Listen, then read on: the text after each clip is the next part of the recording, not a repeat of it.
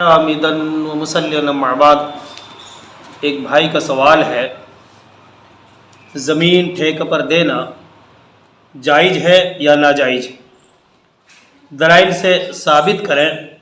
اگر جائز ہے تو زکوٰۃ مالک دے گا یا کاشتکار؟ ماشاءاللہ بھائی کا عمدہ سوال ہے، اچھا سوال ہے۔ زمین کو اگر کرائے پر دینا ہو تو روپے پیسے کے عوض یا کل پیداوار میں سے مقررہ کردہ حصے کے بدلے میں دے۔ شرعی طور پر اس کی رخصت موجود ہے، جیسا کہ صحیح بخاری میں موجود ہے۔ حدیث نمبر 2331 میں ہے کہ اللہ کے رسول صلی اللہ علیہ وسلم نے فرمایا،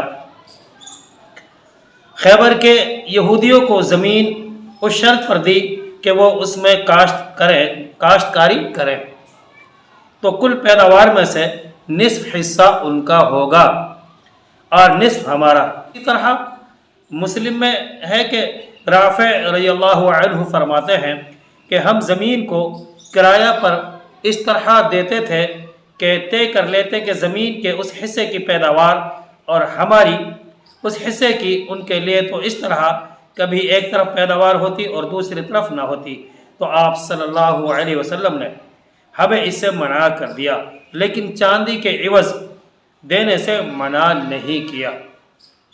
صحیح مسلم کتاب البیوع باب کراہ العرض حدیث نمبر 1547۔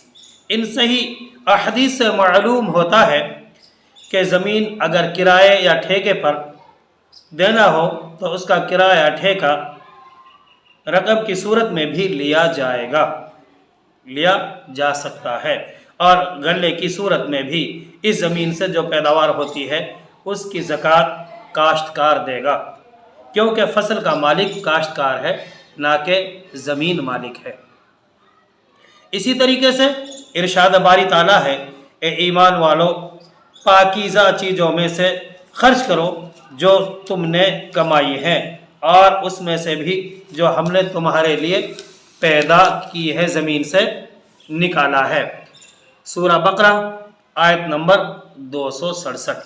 اور جو زمین کا مالک ہے، جس نے ٹھیکے یا کرائے پر زمین دی ہے، اسے جو رقم ملے اس کے پاس پہلے سے اتنی رقم ہے جو نصاب زکوٰۃ کو پہنچتی ہے، تو اس میں سے ملا کر زکوٰۃ کا حساب کر کے زکوٰۃ دے گا، اور اس سے پہلے وہ صاحب نصاب نہیں، اور جو رقم اسے ٹھیکے میں ملی ہے وہ اتنی ہے کہ اس پر زکوٰۃ فرض ہوتی ہے، تو سال کا عرصہ گزرنے پر اسے زکوٰۃ دینا ہوگا، تو اسے زکوٰۃ دینی ہوگی۔